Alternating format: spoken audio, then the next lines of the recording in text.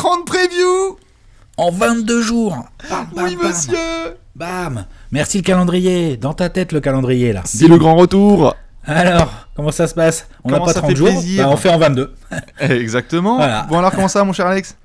Bon, écoute, ça va bien, nickel. Au début d'une série, d'une grande série, hein, la série Exactement. annuelle.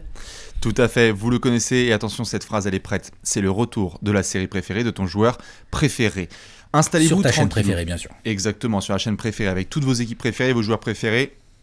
Alex, tu venais d'en parler. Habituellement, on est sur 30 previews en 30 jours. Cette fois, c'est 30 previews en 22 jours, hein, 22, ça fait comme ça. Donc, c'est donc le nombre de All-Star De aux All-Star Suns, chez les Suns. fois deux. Enfin, deux fois, enfin, vous m'avez compris. C'est ça. Ouais, non, obligatoire, obligé de réduire le nombre de jours pour faire ces 30 previews, puisque, en fait, ceux qui n'auraient pas remarqué éventuellement, donc la draft a eu lieu il y a moins de 2 semaines. Hein, C'est voilà, ça. Voilà. La free agency a duré 48 heures. C'est ça. Voilà. Et le camp d'entraînement vient d'être terminé. C'est ça. C'est Avec- chaud le calendrier. c'est un truc Bien de sûr, fou. avec cette saison NBA qui est particulière, vous le savez depuis des années, c'est la série qui est censée lancer la saison 1. Habituellement, 30 jours avant le début de la saison régulière, on fait une franchise par jour, mais comme on en avait parlé la semaine dernière, avec cet agenda qui est vraiment unique sur l'année 2020, 30 previews en 22 jours, ce qui veut dire donc, si je ne suis pas mauvais en calcul mental, mon cher Alex, que certains jours, si vous êtes sage, vous pourriez avoir plus d'une preview. 2. 2 Un nombre important, 2. 2, tout à fait. Ça va être le running gag, ça. N'hésitez pas à faire le pisse, comme ça va être pas mal. Toutes les infos, on doit vous les donner tout de suite pour que vous soyez bien installés sur les 22 prochains jours, puisque c'est le calendrier de l'avant spécial Trash Talk. Et donc, ce n'est pas uniquement sur YouTube, ce qui veut dire aussi que toute l'équipe de Trash Talk sera avec vous jusqu'à ce début de la saison régulière, sûr. donc sur le site de Trash Talk, Dossier, sur ouais. les réseaux sociaux. Il y aura plein de choses, évidemment. Donc on pourra Analyse. discuter. Ah ouais. De fond en comble des séries et tout. Expertise. Évidemment, expertise. L'expertise avant tout, bien sûr. Hein, le hashtag expert qui marche aussi pour tactico-technique. Enfin bref, tout ça. Exactement. À distance. Oui, tout à fait. Vous étiez peut-être nombreux à vous poser la question, mais oui, en effet, pour cette série, compte tenu du contexte sanitaire, on a fait ces 30 previews en 22 jours à distance, ce qui veut dire que si tout se passe bien, la reprise de la NBA à partir de fin décembre, on pourra retourner dans les poufs, mais Possible. Jusque-là, Alex, on est quand même en distance sociale. On verra exactement. Pour l'instant, on va respecter les contraintes sanitaires du moment. Je vois que tu as ramené du monde quand même. Hein, Ouais. il y a quelques garçons que je connais là. Je suis passé dans un endroit que vous connaissez certainement, où il y a des Voilà. copains qui sont de retour. Donc évidemment, vous pourrez retrouver des running gags, parce que on voulait quand même se permettre, c'est Moi aussi, important hein, que t'as tu vu le... Ouais, bah oui, t'as ramené un copain. Le poteau des Warriors. Bien sûr, c'est un classique KD. Non, mais c'est intéressant que tu le mentionnes, parce qu'on sait que c'est un petit peu le doudou de nombreuses personnes, ces 30 prévus en 30 jours habituellement. On a essayé de trouver le meilleur équilibre entre à la fois vous proposer cette série avec un calendrier réduit, mais quand même des copains. Ça va être quand même la teuf sur les 3 prochaines semaines. Exactement. On va faire Voilà. ça bien comme il faut. Puis on commence pas à moitié. Hein. On commence, Alors. hein, dis donc. Oui. Moi j'ai vu le logo générique, j'étais là genre ok. Oh, Bon, j'ai ah. bien fait de mettre ce t-shirt. Merde, je l'ai pas préparé. Non, mais évidemment, c'est aussi bien que tu mentionnes ça, parce que j'ai revu la première preview de l'année dernière et de l'année précédente. Mouillez-vous la nuque, parce que je vois qu'il y en a plein qui ont dit what, comment ça devait être les Knicks ou les Nets par ou qui vous allez ou les commencer Pistons, Les Pistons, ou les je ne sais pas quoi, les Kings Les ou quoi que Cavs. ce soit. Comment?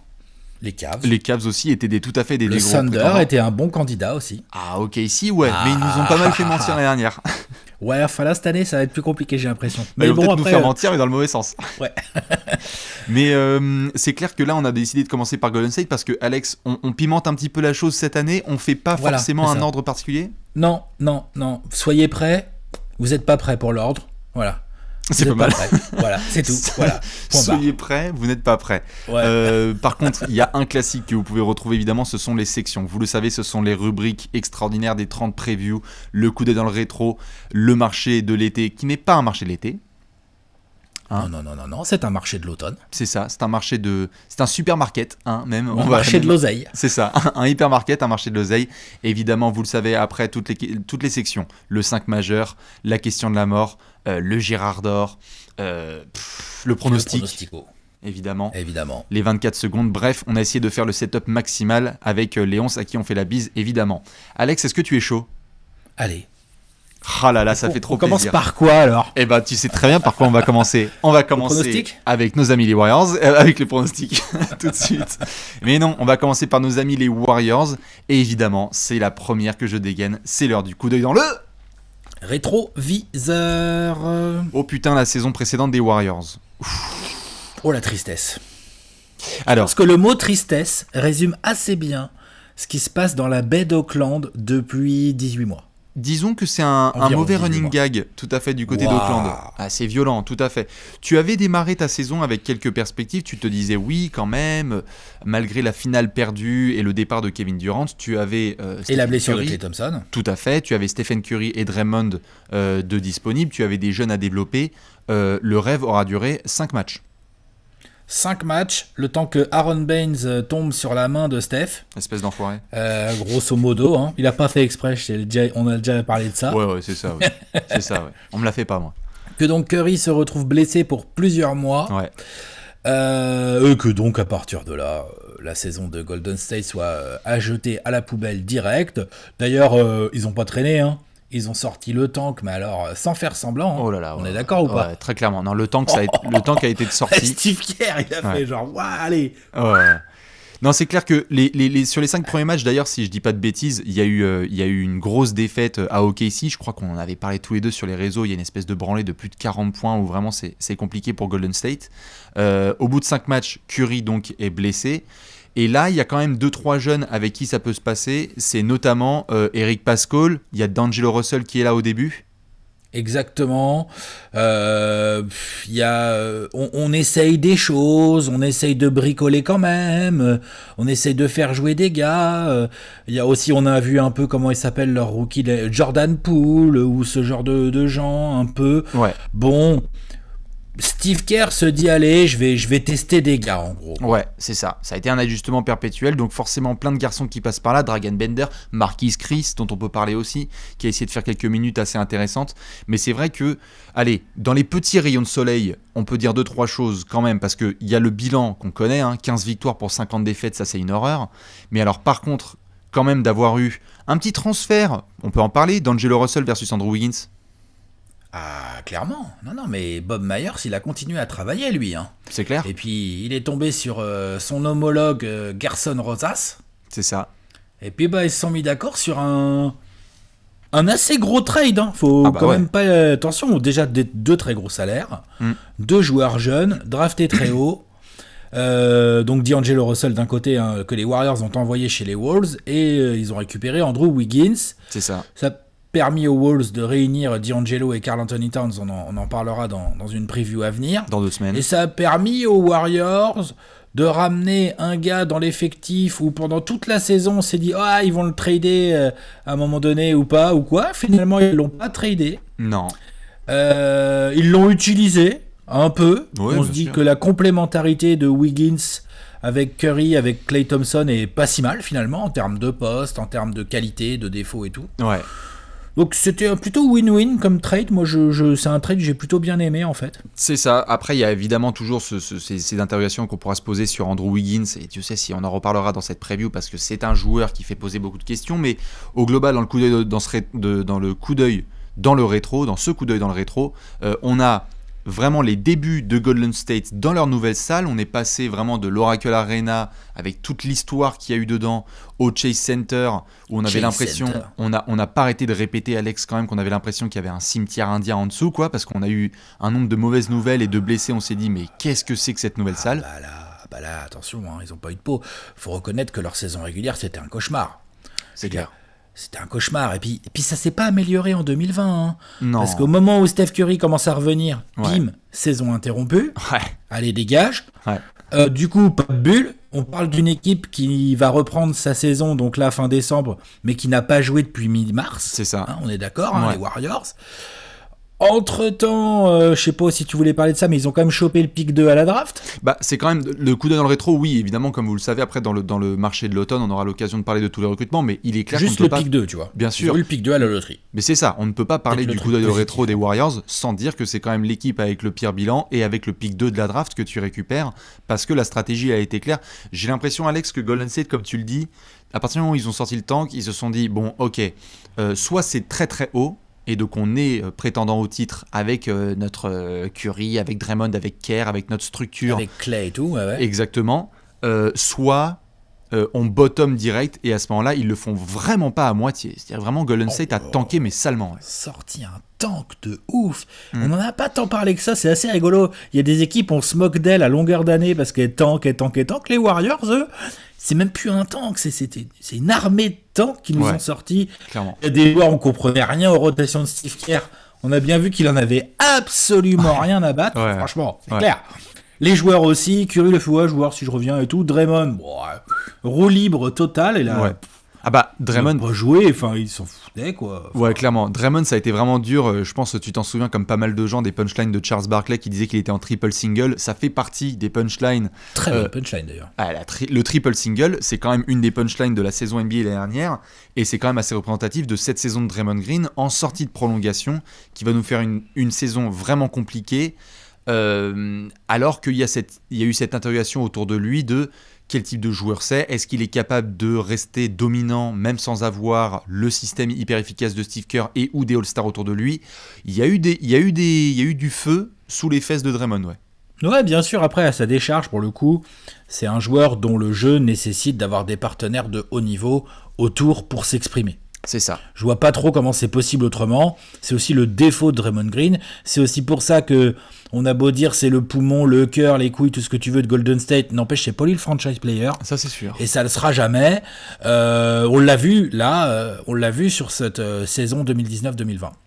Je suis bien d'accord. Saison à oublier.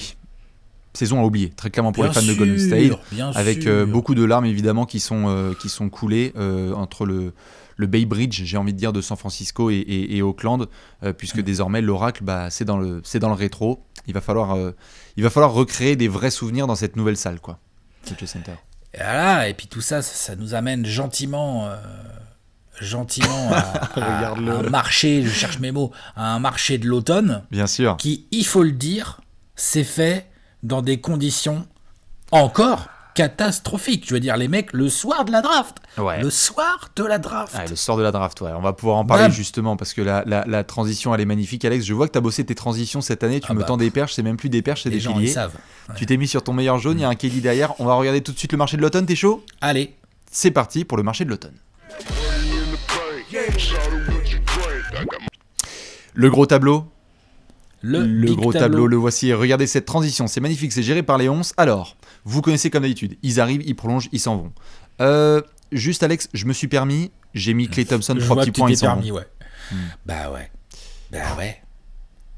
Jour de la draft, bam, on était tous là en train de se dire qu'est-ce qu'ils vont faire avec leur pick, qu'est-ce qu'on vont faire les Hornets, qu'est-ce qu'on vont faire les Bulls, qu'est-ce qu'on vont faire les Wolves, machin, et bam, la news elle tombe. Klay Thompson, douleur dans la jambe droite.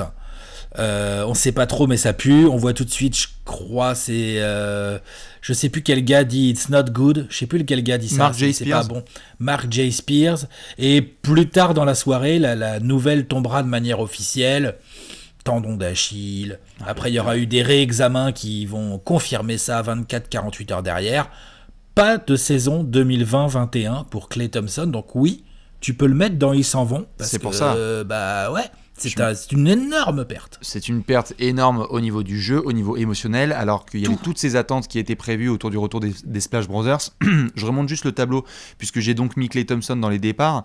Dans la prolongation, t'en parlais en intro, je pense que le sum, là, il est prolongé pour un petit... On reprend un 1+1 au niveau du sum à Golden State. Là, il y a prolongation. Ouais, là, tu remets un an. Tu remets un an de sum. Ouais, très mis contrat max. T'es chaud sur les punchlines dans les tableaux. Ouais, je me prépare.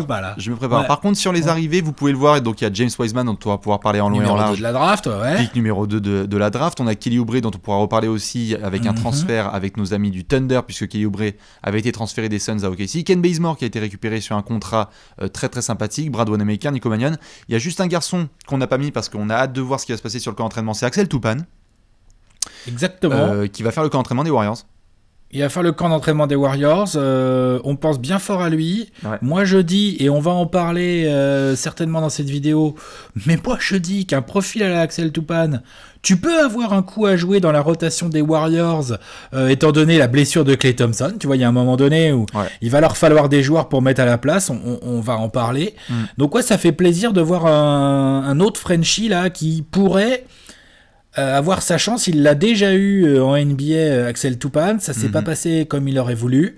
Est-ce que aux Warriors ça peut mieux se passer? On va voir. J'espère. En tout cas, il va y avoir des opportunités puisque Golden State, on le sait, avec Joe Lacob, avec Bob Myers, ils ont envie d'être compétitifs. Attention, Golden State risque d'être hyperactif au moment où on parle et dans les prochaines semaines sur le marché parce qu'il y a un effectif à construire. Là, Alex, on vient de parler de ce marché. Je me permets, je pense qu'il y a d'autres franchises sur lesquelles on aura des marchés un peu plus touffus et aussi un peu plus positifs. Klay Thompson était censé être dans la colonne « Ils arrivent » où ils ont signé, entre guillemets, puisque c'était son grand retour. Il est passé par « Ils arrivent » et hop, ils s'en vont. Et c'est ça. Et au final, il est dans « Ils s'en vont ». On a en effet parlé de cette arrivée de James Wiseman. Ça a été difficile pour lui parce que j'ai l'impression que le soir de la draft, il y avait déjà... En montée en température de la draft. On savait que les Warriors avaient le pick 2 en sortie de loterie. On se demandait comment ils allaient l'utiliser. Ça parlait beaucoup de potentiel transfert de ce pick, faire un package avec Andrew Wiggins, etc. Et au final, non seulement tu es sélectionné sans forcément donner l'impression que les Warriors sont hyper rassurés du fait de l'avoir, et en même temps, le soir où tu es sélectionné, tu as la news de Klay Thompson. Donc tout ça, c'est très bizarre. Dans quel genre d'équipe il va débarquer, quelle attitude mentale, dans quelle attitude vont être les joueurs qui vont l'accueillir et tout. C'est pas simple pour lui. Maintenant, il y a pire. Il débarque à Golden State, dans une organisation qui a quand même, je crois, fait ses preuves au niveau de on draft et on en fait des choses de nos draftés. Je rappelle qu'ils ont drafté Steph Curry, Klay Thompson et Draymond Green, pour celles et ceux qui ne le sauraient pas. Donc, il y a pire, mais je suis d'accord avec toi, oui, c'est vrai que l'annonce de Klay Thompson le jour de ta draft, c'est clair que c'est pas idéal. Ouais, c'est ça. Évidemment, pour ceux qui ont connu, et ça c'est un joli clin d'œil pour ceux qui ont connu les Warriors d'avant, j'ai envie de dire avant la vague 2015-2019, puisque après beaucoup de gens sont montés dans le wagon, n'oublions pas que Ken Bazemore, c'est un retour, il fait partie de cette équipe. C'est un comeback. Il fait partie de cette équipe jeune. Si je dis pas de bêtises, il y avait même encore Mark Jackson qui était là, où il est sur le banc à faire le débilos avec Brandon Rush et toute la clique. Ouais, on le voyait arriver en NBA, si waouh, l'athlète de ouf, il godole à gaucher et tout, bon. Ouais. Doucement, voilà. Ouais, mollo. C'est exactement ça. Non. Mais dans une rotation, il peut te servir. Voilà, je pense que... Clairement. De toute façon, Steve Kerr, il a tout à construire là, il a la blessure de Klay à gérer, il a une équipe à mettre en place, parce que cette année ils ont peut-être des gros objectifs, donc faut regarder ce qu'il va mettre dans le 5 majeur, quoi. Regarde comme il est fort, il nous a préparé ses transitions. Tu crois qu'on va devoir regarder tout ça dans le 5 majeur, Alex? Je sais pas, on peut essayer. Eh ben allez, c'est parti, on va regarder ça tout de suite dans le 5 majeur.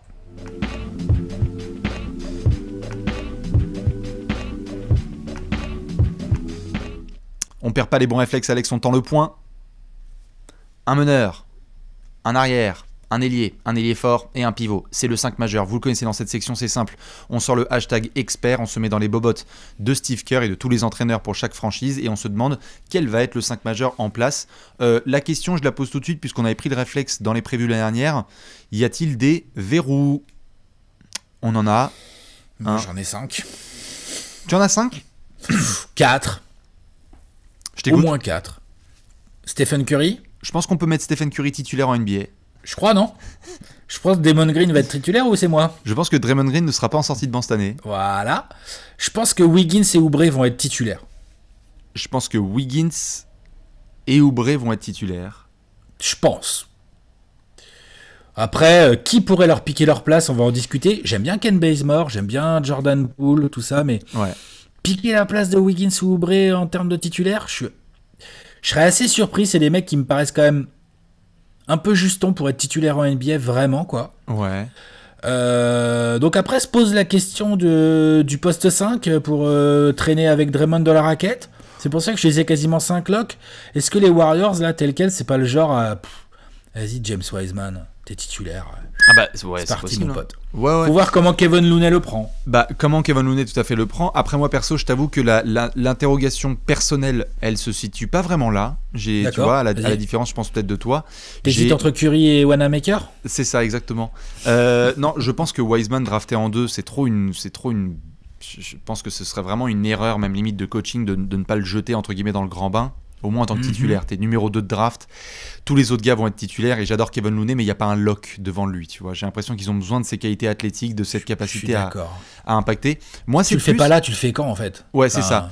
Moi, c'est plus sur ce garçon que tu as connu du côté Oubre de... Wiggins ? Alors comment moi, c'est tu plus gères du côté le mec qui est 6ème homme ? Bah, c'est ça. Moi, j'ai plus l'interrogation sur le copain que tu as connu toi du côté de Phoenix, Kelly Oubre, le Valley Boy. Je pense que Wiggins est titulaire. Je me demande juste, et je veux bien l'avis des fans des Warriors et le tien évidemment, si un garçon comme Kelly Oubre pourrait être vraiment le patron du banc et d'avoir, vu qu'il y a quand même en Curry et potentiellement Wiggins 2 joueurs à connotation vraiment offensive, d'avoir un Bazemore au milieu.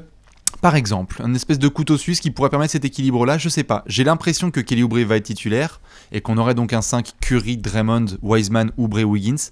Mais peut-être qu'on aura un Oubre en sortie de banc. Disons qu'en la présence de Klay Thompson, c'est la blessure de Klay Thompson, je pense, qui a poussé les Warriors à aller chercher Kelly Oubre, je pense. Hein. En la présence de Klay Thompson, le cas serait réglé direct. On dirait, bah ouais, Oubre, c'est parfait, 6ème homme, machin et tout. Ouais. Là, en l'absence de Klay Thompson, on va voir, parce que bon, c'est vrai, t'as raison, Oubre peut faire un bon lead de second unit, un bon 6ème homme, énergie, il a du talent et tout. Après, Oubre, c'est un mec qui sait scorer, c'est pas forcément... Nous, on l'a vu aux Suns, moi j'ai vraiment kiffé Kelly Oubre aux Suns, hein, attention. Ah bah ouais. Mais ce n'est pas forcément un créateur pour les copains. Non.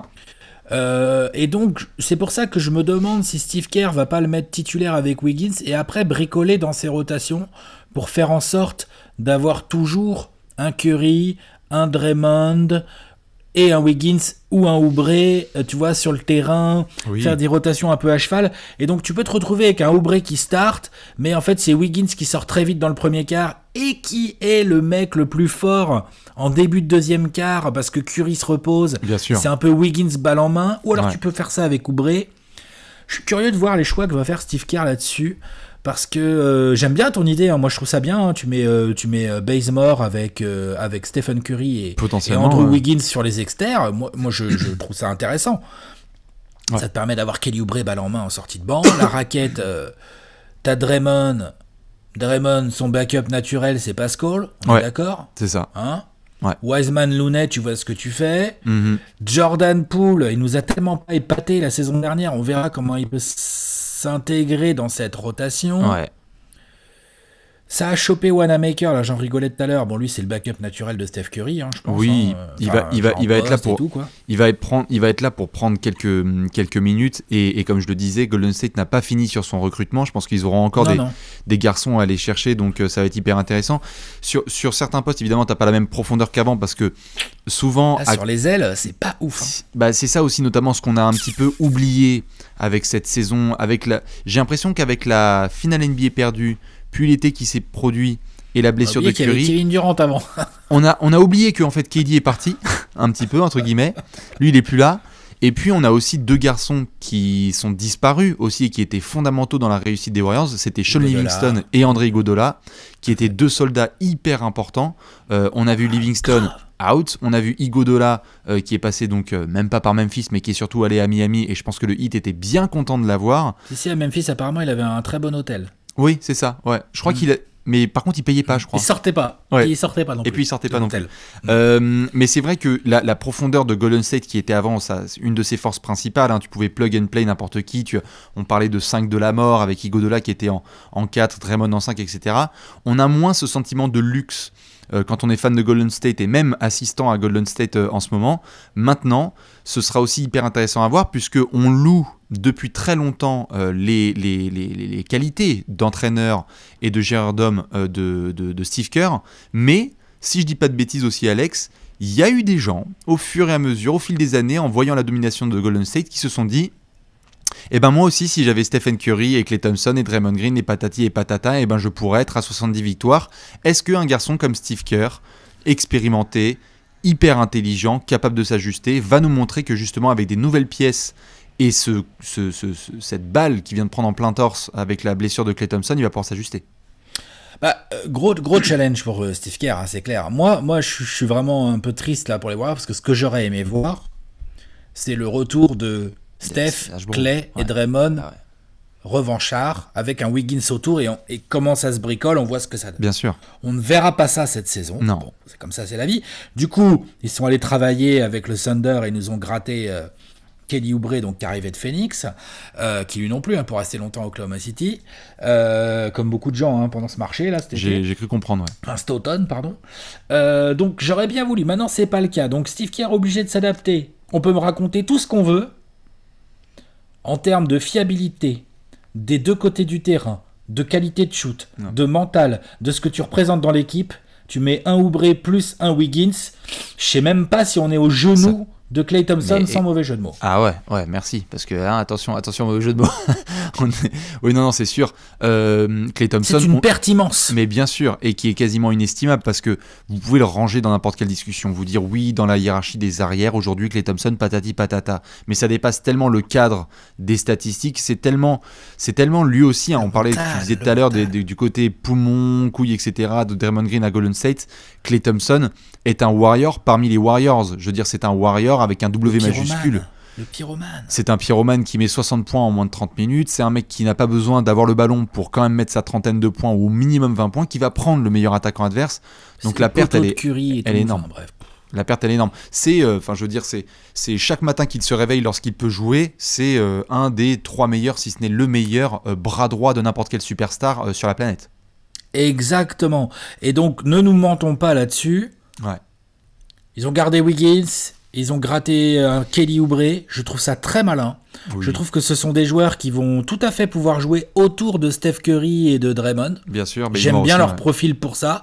Bazemore pareil, mais Bazemore lui c'est vraiment un role player dans l'âme. Tu vois, Oubre et Wiggins, je les mets quand même dans une autre catégorie. Je les mets dans la catégorie genre j'ai un bon paquet de talent quoi. C'est bien talent sûr. Quoi. Pur talent. Ouais. Putain, Wiggins, on l'a déjà vu faire des perfs offensives extrêmement sales. Ah bah ce sont deux joueurs draftés haut. Enfin Kelly Oubre il est top 20 quoi.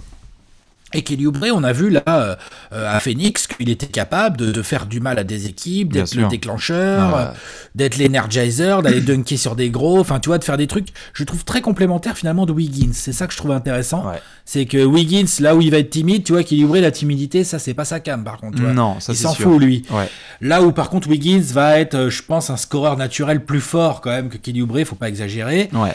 Après, défensivement, Wiggins, moi je préfère Oubre, mais Wiggins est capable de donner des trucs et tout. Donc, c'est pas mal ce qu'ils ont fait, les Warriors. Ils essayent de mettre en place un équilibre par rapport au recrutement que tu évoquais à venir peut-être après cette preview.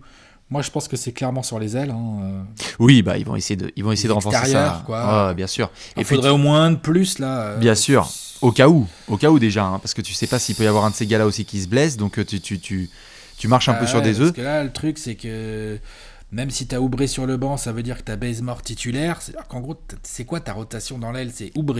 Wiggins et Bazemore, avec du Jordan Poole un peu. Oui, c'est ça, avec certains garçons qui pourront venir aider et qui vont être recrutés. De toute façon, ça va être un ajustement perpétuel. Il va y avoir des garçons là qui vont se fighter au camp d'entraînement pour essayer d'avoir leur place.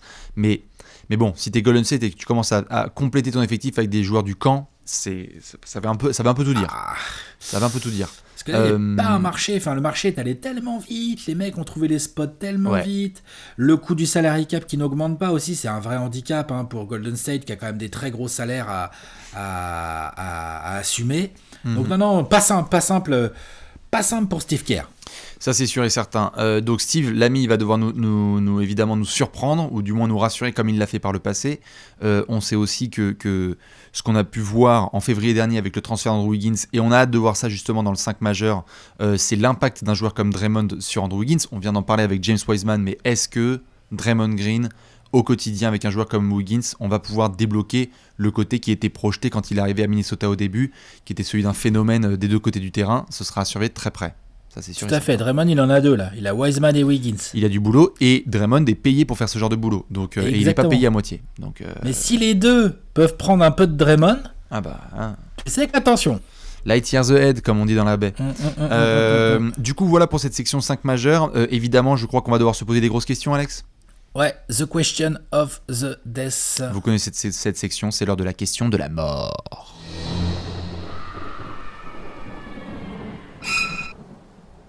La question de la mort. Ah, quelle sale image. Je suis désolé. Oh. J'ai demandé à mettre cette image parce que c'est la question de la mort, quoi. Nous sommes à Golden State, vous le savez, la question de la mort pour chaque franchise. On se pose à chaque fois et on se pose une grosse question sur laquelle on va pouvoir débattre. N'hésitez pas évidemment à donner vos avis dessus pour ce début des 30 prévus en 22 jours. La question elle est simple. Quel objectif pour Golden State cette saison, maintenant que tu viens d'apprendre que tu ne pourras absolument pas compter sur Klay Thompson? Il y a la violence. Quel objectif et il y a comment tu mets des choses en place. Est-ce que, avant même de parler de l'objectif, est-ce que on a un vestiaire où Draymond et Curry se sont parlé, ils sont là en mode, ils accueillent les jeunes en mode genre non, il y en a marre, déjà la saison dernière on a tanké, moi je suis Steph Curry, toi t'es Draymond Green, moi je tank pas 2 années de suite quoi. Ah bah, t'es d'accord Steve Kerr, donc t'as entendu Kelly Oubre, oui. Wiggins, Bazemore, tout ça, on se défonce. Non bien sûr. Est-ce qu'il y a ça déjà? Bah moi je te réponds tout de suite à cette question. Même au-dessus de Kerr, de Curry et de Klay, Joe Lacob et Bob Myers, on ne va pas déménager là d'une salle et avoir investi des millions, je parle purement financier, hein, pour se faire une deuxième saison de la lose, de la défaite, pendant que tu as en plus un des meilleurs joueurs offensifs et joueurs de tous les temps qu'on a quand même particulièrement bien classé dans son prime. Enfin je veux dire, tu vas pas te taper un Curry qui est encore en train de regarder des matchs et à perdre et à baisser les yeux quand même. C'est pas possible. C'est pas possible. Je suis d'accord. Moi j'y crois pas. Je suis d'accord. J'y crois pas. Non, je pense que Golden State va essayer d'être pied au plancher. Il va y avoir des challenges. Mais je pense que si tu es Golden State, là où ça fait vraiment mal, et c'est pour ça que la question c'est notamment quel objectif, c'est que, Alex, tu me dis si je dis des bêtises, mais je pense que les fans de Golden State vont pouvoir nous le confirmer, mais tout au long de l'été et des derniers mois, quand on voyait le retour à venir de Klay, de Curry, de Kerr et de Steve Kerr, on se regardait, toi et moi Alex, et on se disait genre mais personne n'est prêt pour Golden State la saison prochaine, ils ont envie d'être prétendants au titre. C'était ça la phrase. Le fait d'enlever Klay, c'est mort. Pour moi, fait forcément baisser cet objectif. Après, on verra, quand on aura vu la régulière, on pourra juger plus de la possibilité ou non de Golden State d'être prétendant au titre. S'ils nous font une régulière de ouf là, et que ça fonctionne bien et qu'ils sont 3e parce que Curry met 36 points par match, on pourra en recauser. Le truc qu'il y a, c'est que le problème, c'est que là, ils n'ont pas eu beaucoup de temps pour se préparer. Ils n'ont pas beaucoup de temps pour se retourner depuis qu'ils ont appris la blessure de Klay. Je veux dire, ils auront appris la blessure de Klay le 18 novembre, le 22 décembre, il y a une saison qui commence. C'est chaud. Pardon, c'est très violent. Entre-temps, ils ont drafté un rookie, donc tu vas démarrer avec un rookie soit titulaire, comme on l'a dit, Wiseman, soit avec de toute façon pas mal de temps de jeu. Ensuite, tu as un autre nouveau, Kelly Oubre. Alors, il arrive dans une nouvelle équipe. Faut pas oublier que Kelly Oubre, il est en année de contrat. Et ensuite, tu as le cas Wiggins. Dans quel état d'esprit il est? Il a été dans pas mal de rumeurs. On a quand même souvent entendu dire ouais, le pick 2 avec Wiggins, ça peut être bien pour un Bradley Beal ou je sais pas quoi, ou machin, ou truc, ou ouais, ils vont essayer d'avoir Drummond, ou je sais plus ce qu'il y a eu comme rumeur, enfin voilà, Giannis, enfin voilà. Donc ça, Wiggins, comment il réagit par rapport à tout ça? Comment, du coup, le collectif fonctionne?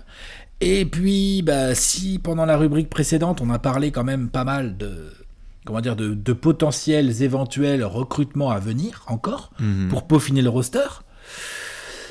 Oui, mais si on dit ça aujourd'hui, c'est aussi parce qu'on trouve que c'est un poil court comme rotation. Bien sûr. Et donc, du coup, tu rajoutes à ça une saison régulière devant toi de 72 matchs. Déjà, rien que cette épreuve-là, genre, comment va se positionner Golden State? Comment Golden State va gérer les éventuels back-to-back, les éventuelles semaines avec beaucoup de gros matchs, l'éventuel, j'en sais rien, moi, petite cheville qui tourne, tu sais, pas la blessure très grave, mais le truc qu'il faut gérer où t'as un mec qui est pas là pendant 4 matchs, 5 matchs. Voilà. Donc là, c'est nouveau, hein, ce qui les attend. Ils tankent pas. Voilà. Ils tankent pas, évidemment. Sûr. Tu ne peux pas. Mais attention. Tu peux pas tanker, ça c'est sûr et certain. Tu vas avoir tous ces challenges à devoir te récupérer. J'ai quand même l'impression que si tu es Golden State, un de tes objectifs, en attendant de voir tout à fait l'arrivée des playoffs, et on aura l'occasion de parler dans les pronostics de la position des Warriors, parce que c'est fou de voir le range qu'on a. Il y a des gens qui les mettent en sortie de playoffs, il y a des gens qui les mettent dedans, il y a de tout. Mais ce qui est sûr et certain, c'est que j'ai l'impression quand même que si tu es Golden State, tu dois au moins rappeler le plus possible que tu es une franchise élite. C'est-à-dire que tout le monde t'a utilisé comme punchline ces derniers mois. Tout le monde avait le couteau entre les dents parce que tu as quand même humilié toute la NBA depuis 4 ans, hein, disons les choses clairement. Golden State a quand même mis des sauces à tout le monde. Hein. On était là, waouh, Curry qui se retourne alors que le shoot il est à peine parti, Draymond qui trash talk, etc. Là, il y a un peu de retour de flamme. Et j'ai l'impression qu'un des objectifs notamment de Golden State, si en tout cas j'étais un des joueurs des Warriors ou dans le staff, mais je n'y suis pas, je suis en train de faire des previews avec toi, c'est de dire, ok, Curry doit faire une saison à la Curry++. Draymond doit rappeler que c'est un Draymond++. Steve Kerr doit rappeler. Je trouve qu'il y a des piliers. 415 3 points pour Curry. 415, ouais, par exemple, ouais, voilà, il est magnifique le 415. Ça peut être un bel objectif, mais rien que tu vois, je pense, je sais pas ce que tu en penses, mais j'ai l'impression qu'il y a en tout cas dans les piliers de Golden State des gens sur qui on met des cibles. Genre oui, comme ça, Curry, tu lui mets pas les mêmes coéquipiers, tout d'un coup, bah, c'est un joueur lambda, lol. Il y a des gens qui voient Draymond la saison dernière et qui disent, bah voilà, ça y est, surpayé, too much. Et Steve Kerr, bah oui, tu lui enlèves cet effectif, c'est n'importe quoi, c'est ni un Spoelstra, ni un Rick Carlisle. Ils ont des comptes à régler, je suis d'accord avec toi. Déjà, si j'étais sur ces 3 gars, j'ai des comptes à régler, et si je les règle, à Golden State, c'est relou à jouer. Hein. Attention, tout à fait d'accord, c'est relou à jouer, et ça marche dans l'autre sens aussi. C'est-à-dire qu'il y a aussi des gens qui ont des comptes à régler avec eux. Ouais. Il y a aussi des gens qui vont dire, attends, ça y est, il y a Curry, c'est bon, il est en forme, ouais, c'est bon, il a pas la main cassée, c'est bon, Draymond, il a plus d'excuses, ok, ils ont Oubre, ils ont pas Klay Thompson, mais ils ont Oubre, ils ont Wiggins, faut défoncer Golden State. Il y a aussi pas mal de gens, dans leur conférence notamment, des gens qui habitent dans une ville qui a beaucoup d'anges et tout ça, par exemple, au hasard, ou des gens qui habitent plus au nord, hein, tu vois, qui font un peu de rap et puis qui sont souvent à l'heure, tout ça, machin. C'est ça. Je peux dire que eux, quand ils voient Golden State soit arriver en ville, soit ils débarquent là-bas dans la nouvelle salle, ils ont qu'une seule envie, c'est de dire c'est fini. Voilà. Ah, bien sûr. Ça reviendra pas. Vous êtes gentil, vous êtes motivé, on a compris, vous êtes motivé, mais non. Du coup, ça va être hyper intéressant à suivre parce que je pense que ça nous promet des belles petites battles, par contre. Hein. Ouais, ça c'est sûr et certain. Il y a des garçons qui vont vraiment régler des comptes. Après, sur la saison en objectif, en plus global, puisque c'était la question de la mort et on veut bien votre avis là-dessus. Quand on est Golden State, on les projetait. Pendant l'été, on se disait, c'est le genre d'équipe qui peut revenir et qui peut rappeler qu'elle est en fait, elle va démarrer les playoffs avec un avantage du terrain. On va faire après les pronostics. Mais est-ce que, par exemple, dans les objectifs qu'on a, est-ce qu'un joueur comme James Wiseman, là, entre son potentiel, sa formation, ses débuts, est-ce que aujourd'hui, quand on parle, on est plus à se pencher sur des Anthony Edwards ou la Melo Ball ou d'autres garçons dans la course au rookie de l'année, mais que en fait, si tu responsabilises vachement bien un joueur comme James Wiseman, ça peut être une des bulles de respiration des fans de Golden State cette saison. C'est-à-dire, en fait, merde, on a vraiment drafté le meilleur joueur de cette QV et on va le développer pour en faire un monstre. Ça peut être un objectif. Ça peut être un objectif. Tu peux en avoir un autre aussi, c'est de faire passer un cap à Wiggins. Ah bah, vraiment, parce qu'il va vraiment jouer ça fait avec Curry et Draymond, et ça peut être un objectif. L'autre objectif, ça peut être de se dire, waouh, putain, Kelly Oubre, ça le fait quand même grave. Finalement, c'est peut-être Wiggins qui devrait dégager, et puis quand Claire revient, on aura Oubre à mettre autour. Oubre est en fin de contrat, à voir ce que ça veut. Il peut y avoir plein d'objectifs comme ça, un peu individualisés, de joueurs à faire progresser. Ça se trouve, c'est un jeune, là, je sais pas, ça se trouve, Pascal, il peut jouer à côté de Draymond, ça fait une raquette toute bizarre, là. Je sais pas, mais il peut y avoir des choses comme ça dans le côté exploration, pour Golden State. Je pose une question juste parce que ça fait partie de la question de la mort. Je ne veux pas, je vais toucher du bois et je touche le Gérard, mais tu parlais de cette finesse un petit peu dans les rotations, on en parlait du fait qu'il y a moins de luxe. Il faut compter donc sur du gros Curry, du gros Kerr et du gros Draymond. S'il y a un Draymond par exemple qui a un pépin physique, Pascal. Et donc tu rides Curry et tu dis vas-y tu nous fais une James Harden quoi, à 40 points de moyenne. Bah justement, c'est ce genre de choses que je veux bien voir, et c'est à ce genre de choses auxquelles je faisais allusion tout à l'heure quand on parlait de la rotation qui était un peu courte à mon avis. C'est ça. C'est que je veux bien voir dans une saison NBA, on sait très bien que tous les joueurs vont pas te jouer les 72 matchs. Donc justement, comment ça s'organise quand il y a les micro-pépins, quand il y a les petites choses qui font qu'un tel ou un tel doit rater un match ou deux ou quoi, comment Golden State fait face ? C'est ça. Dites-nous ce que vous pensez justement de cette question de la mort. On en aura plein à se poser tout au long de la saison. Comment est-ce que Klay Thompson va revenir? En tout cas, de ce qui a été annoncé pour ceux qui se poseraient la question de cette preview, c'est off sur la saison complète. Pas du tout de jeu de communication de la part de Bob Myers et compagnie. On ne comptera pas sur Klay Thompson et on espère évidemment une rééducation la meilleure possible. Mon cher Alex, je crois qu'on a un gros trophée à décerner. The Gerrard? Tout à fait. Allez. Mesdames et messieurs, je crois que c'est l'heure du Gerrard d'or.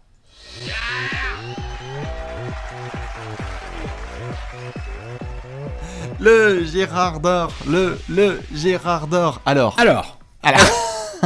Alors, il est là. Regardez la magie du net. C'est que Alex, j'ai été lui filer l'autre jour quand même le gros Gerrard d'or pour qu'il puisse nous faire ses backflips. Et moi j'ai récupéré le gros. C'est pas tout mal ça. Je vous cache pas que c'est tendu. Il n'y a pas d'espace, il y a un micro à éviter et tout. C'est plus tendu que d'habitude. Voilà, c'est les joies du confinement. Mais c'est réussi. Mais ça fonctionne, ça passe. Voilà, il est là, Gerrard. Ça passe 1 sur 1 pour le moment. Évidemment, on attend la première gamelle. Le Gerrard d'or, vous le connaissez. Il est 4h du matin. Nous sommes au Chase Center. Il y a un peu d'écho, puisque maintenant on ne peut plus être 25 000 dans la salle. Effectivement, ouais. Il y a un peu d'écho, ça peut très vite être un blowout, mais il peut aussi avoir beaucoup de fun, et il y a forcément un joueur qui va nous faire cliquer sur Golden State cette saison, c'est le Gerrard d'or. Et Alex, ton Gerrard, c'est qui? Alors, cette année, je vais faire dans l'original et tout, puisque comme d'habitude, je prends Andrew Wiggins quand il est là et tout. Cette année, je vais prendre Andrew Wiggins en Gerrard d'or. Voilà. Juste, ça c'est doit mon faire Gerrard d'or, il est à moi. Ça doit faire 4 ans. Je crois que je l'ai jamais raté encore. Depuis qu'on fait les previews, j'ai Andrew Wiggins en Gerrard. Par contre, lui, il t'a toujours fait mentir. Ouais. Ça dépend. Ça dépend ce que je dis. Arrête. Voilà. Je pense que Andrew Wiggins, numéro 1 de draft 2014. 2009. Si je dis pas de bêtises. Donc, va entamer sa 6e saison dans l'élite. Il a déjà montré, on en a parlé dans cette preview, il a déjà montré des qualités, des capacités offensives vraiment très impressionnantes. Il nous a montré aussi des gros déficits d'un point de vue concentration, d'un point de vue impact mental, impact psychologique sur le jeu, que ce soit en attaque ou en défense d'ailleurs, où il y a parfois on dit mais mec, je sais pas, genre tu sais, c'est des Lavedova qui défend sur toi, mais va au cercle, tu vois. Genre ce genre de choses, il est énervant pour ça, Wiggins. Clairement. Avec le physique qu'il a et tout, bon, faudrait qu'il bosse son dribble pour aller plus au cercle. On va voir, je suis très curieux de voir ce que pourrait donner sur Andrew Wiggins une vraie saison dans le sillage de monsieur Steph Curry et monsieur Draymond Green, qui dans des styles et des registres très différents peuvent avoir une vraie belle influence sur ce joueur. Parce que je pense que s'il n'y a pas un micro-cap ou s'il n'y a pas un petit frémissement, je pense qu'il dans la tête de Bob Myers, il est possiblement tradé, genre à la deadline ou quoi. Bien sûr, surtout avec les situations financières et contractuelles de Golden State, tu vas pas te permettre d'hésiter s'il y a un mec qui prend trop de place et qui ne respecte pas les attentes. Il n'y a pas un petit contrat à l'autre. Donc ouais, non, je prends Andrew Wiggins, c'est un joueur que j'aime bien, malgré tout, je l'aime bien. Et c'est vrai, je l'aime bien, je pense qu'il a un talent fou et ça me frustre toujours un peu ces joueurs qui ont un talent fou et qui pour des raisons, dans la tête quoi, n'arrivent pas à l'exploiter suffisamment. Ouais. Ça nous rappelle aussi chaque jour quand tu vois jouer Andrew Wiggins, ça nous rappelle à tous genre waouh, qu'est-ce que c'est dur d'avoir une telle discipline pour évoluer au haut niveau, tu vois, un mec comme Andrew Wiggins avec tout le talent qu'il a et toutes les capacités athlétiques qu'il a, c'est un joueur c'est un bon joueur de rotation, quoi. Voilà. C'est ça, c'est un mec sympa qui peut un soir d'automne ou d'hiver te planter ta quarantaine de pions ou bien défendre ou te dire genre waouh, certains soirs genre tu as vu le débrief de ce match, on aurait vraiment dit un numéro 1 de draft. Ouais, le problème c'est que le surlendemain en fait on aurait dit un 37e choix. C'est ça, c'est exactement ça. Et donc du coup, voilà, trop de choses à redire sur Wiggins. C'est cette saison. Moi j'y crois, c'est mon Gerrard. Ok, alors je me permets juste Alex, quand même, rendez-vous dans la preview des Wizards la saison prochaine pour Andrew Wiggins évidemment que tu prendras pour la 7e année de suite. Ah mais où qu'il aille, moi je suis un mec, moi je suis fidèle. Toi t'es fidèle, toi c'est la base, t'es fidèle avec Andrew Wiggins, cette phrase est magnifique. Eh bien écoute, évidemment d'habitude tu me transmets le Gerrard, mais ça je le prends. Il est beau celui-là. Alors évidemment... Habituellement, vous le savez, les Gérard en bois là. Tout à fait, ça c'est la commu qui nous a envoyé ça, il est magnifique.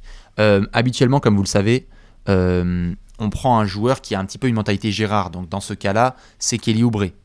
Et c'est Kelly Oubre qui va me faire en Gérard naturel. C'est un Gérard naturel, donc il va avec son côté... l'équipe de communication de Golden State peut appeler tout de suite l'équipe de communication de Phoenix. C'est un bonheur. Hein. Kelly Oubre, c'est génial. Tu peux mettre en avant n'importe quel maillot, n'importe quelle interview, c'est génial. Mais en même temps, c'est pas lui que j'attends le plus. Je démarre avec une évidence, mais c'est peut-être le joueur qui va me faire le plus cliquer de toute la NBA cette saison. C'est le retour de Steph. J'ai le retour du 415. patron. Alors, tout à fait. Hashtag 415. Mon cher Stéphane, plusieurs questions à poser. Parce que, évidemment, il y a le retour. Il y a l'absence de Klay Thompson. C'est un des joueurs qui va me faire évidemment le plus cliquer parmi tous les joueurs de la NBA. Mais surtout, comment ça se passe par rapport à ce que tu viens de mentionner, des gens qui ont des couteaux entre les dents et qui veulent marcher sur Steph. C'est-à-dire, bonjour Steph. On est en train de parler de Luka Doncic, de Giannis Antetokounmpo, de James Harden, de LeBron James, d'Anthony Davis. On est en train de parler de tous ces gens, de Damian Lillard, etc., qui prennent leur place, qui s'installent, qui sont installés, mais qui surtout ont fait totalement oublier Stephen Curry dans la hiérarchie. Comme si Curry maintenant était un top, un top 15 joueur top NBA. 30. Voilà, peut-être top 30. Rien que déjà, bonjour, qui est le meilleur meneur de la conférence Ouest. J'aimerais que Stephen Curry arrive la saison prochaine et dise « J'adore Luka, j'adore Lillard, j'adore tous ces gars, mais en fait, je fais partie de cette caste de joueurs rarissimes où, quand vous mettez des joueurs autour, mais que surtout je joue 82 matchs, mon équipe est compétitive. » 72 matchs, tout à fait. 82 avec la sortie de play-off au premier tour. Mais est-ce que Stephen Curry est capable de nous refaire une saison en candidat MVP? Est-ce que Stephen Curry est capable de nous montrer qu'il a ce leadership qu'il a montré déjà par le passé, où en fait il y a une grosse difficulté là, une très grosse difficulté qu'on ne peut pas cacher derrière les qualités de management ou de coaching qu'il y a autour de lui, et en fait là, Steph, il a 2 cordes, il a une franchise derrière lui, et il faut hisser. Il faut hisser. Est-ce que Steph peut être dans le top 5 des meilleurs scoreurs de la NBA cette saison? Est-ce que Steph peut, comme tu le mets avec le 415 là, nous faire une saison où en fait il redevient celui dont on a parlé sur la deuxième partie de la décennie 2010, où en fait Steph est le joueur qui transcende, qui fait cliquer, qui ramène des gens, que ce soit à Golden State ou en NBA. Est-ce qu'il a fait évoluer son jeu? Est-ce qu'il a réfléchi à comment il va gérer? Parce qu'il va être, comme il n'y a pas Klay Thompson, j'aime bien Wiggins et Oubre, hein. Mais là, tu joues Golden State, fais bon, les gars.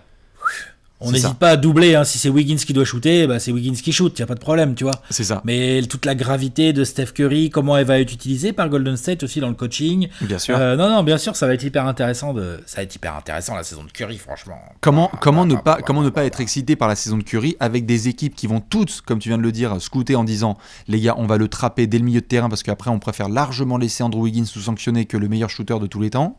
Nos disrespects envers qui que ce soit d'autre. Mais donc, voilà, Steph, j'ai envie de voir, d'autant plus que l'année dernière, évidemment, le contexte était particulier, mais les 5 premiers matchs qu'il fait, c'est pas Jojo. Hein. C'était pas Jojo ce qu'il a fait en début de saison. Les pourcentages n'étaient pas tip-top là, son efficacité était pas non plus là, le retour a été tout de suite cassé par la suspension. Quel Stephen Curry on va avoir cette saison? Tout est compliqué, exactement, tout à fait. Il a beaucoup de choses il a un blason à redorer. Exactement, et donc c'est lui que j'attends le plus. Évidemment, dites-nous qui vous avez en Gérard d'or, il peut y en avoir plein évidemment. Draymond sera très attendu sur les réseaux sociaux. Mon cher Alex, je crois qu'on va devoir parler d'expertise. Allez, un petit pronostic, un pronostico. Exactement, c'est l'heure du pronostico, c'est l'heure du pronostic time.